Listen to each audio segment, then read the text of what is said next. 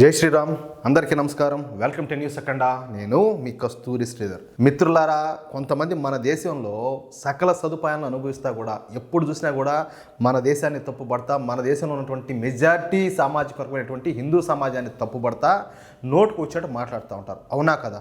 ఈ న్యూస్ చూసిన తర్వాత అలాంటి వాళ్ళు ఎవరైనా ఉంటే దీనికి సమాధానం చెప్పాలా, చేతనైతే. అర్థమవుతుంది మీకు?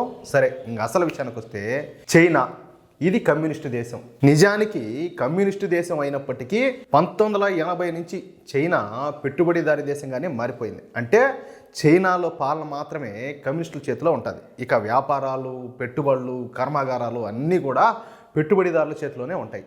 అది కూడా చైనాకు సంబంధించినటువంటి ఈ పెట్టుబడిదారుల చేతిలోనే ఉంటాయన్నమాట. అర్థమవుతుందా? నిజానికి ఈ చైనీయులకు మతం పైన పెద్దగా నమ్మకం అనేది ఉండదు. అంటే చైనీయులు ఏ మతాన్ని పెద్దగా పట్టించుకోరన్నమాట.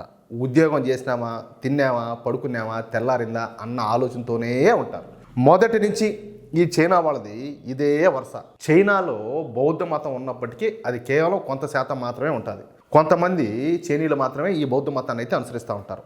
ఇక ముస్లింలు, క్రిస్టియన్ల విషయంలో చైనా అయితే అత్యంత కఠినంగా వ్యవహరిస్తూ ఉంటుంది.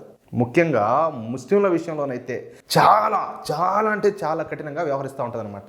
చైనాలో ఉయ్గురు ముస్లింలు అనేవాళ్ళు ఉంటారు. అంటే ముస్లింలలో అదొక జాతి అనమాట. వీళ్ళు చైనాలోని క్సింజియాంగ్ ప్రాంతంలో నివసిస్తూ ఉంటారు.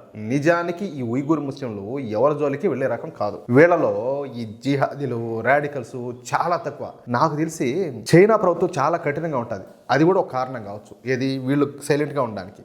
అదేవిధంగా తీవ్రవాదం పెద్దగా అయితే ఉండదు. అయినప్పటికీ చైనా కమ్యూనిస్టు ప్రభుత్వం మాత్రం ఈ ఉయ్గురు ముస్లింల విషయంలో చాలా చాలా కఠినంగా వ్యవహరిస్తూ ఉంటుంది. ఉయ్గురు ముస్లింల ఈ మసీదులను పడగొట్టి, అంటే వాళ్ళకి సంబంధించిన మసీదులను పడగొట్టి అక్కడ టాయిలెట్లు కట్టడం. చూడండి, ఆలోచన చేసుకోండి, మీరు అర్థం చేసుకోండి, సమాధానం చెప్పాలా, వెయిట్ చేయండి. ఉయ్గురు ముస్లింల మహిళలను ఈ డిటెన్షన్ సెంటర్లో నిర్బంధించడం, ఈ ఉయ్గురు ముస్లింల్లో మగవాళ్లకు సంతానోత్పత్తి కలగకుండా, అంటే బిడ్డలకు పుట్టకుండా ఆపరేషన్ చేయించిన వంటి పనులను ఈ చైనా కమ్యూనిస్టు ప్రభుత్వం చేస్తూ ఉంటుంది. ఈ క్రమంలోనే ఈ ఫోటోలో కనిపిస్తూ ఉండే ఈ మహిళకు, అంటే ఈవిడకు చైనా కమ్యూనిస్టు ప్రభుత్వం 17 సంవత్సరాల కఠిన కారాగార శిక్షను విధించింది. అందుకు కారణం ఏందో తెలుసా?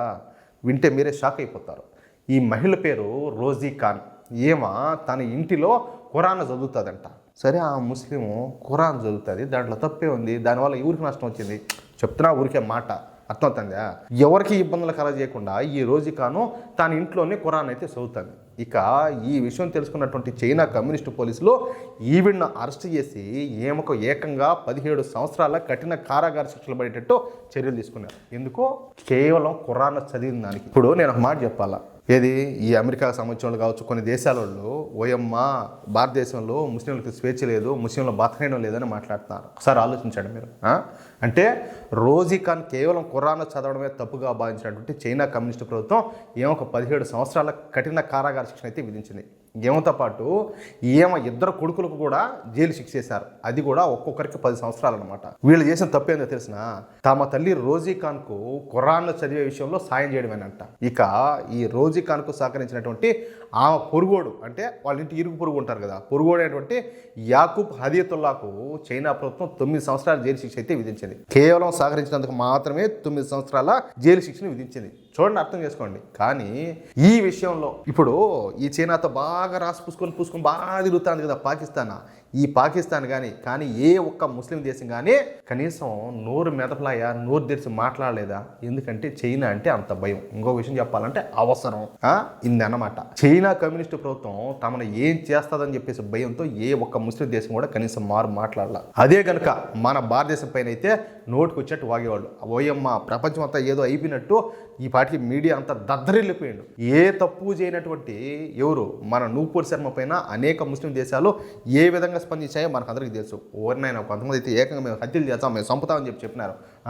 పబ్లిక్ స్టేట్మెంట్లు ఇచ్చారు. అర్థమైందా?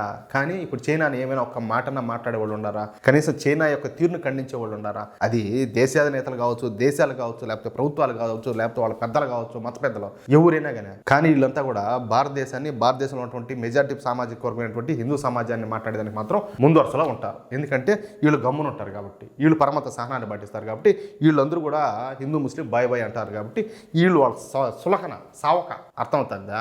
అది పరిస్థితి. కానీ చూడండి, ఈ పరిస్థితి చూడండి, ఎవరైనా దీనికి సమాధానం చెప్పగలుగుతారేమో చూడండి.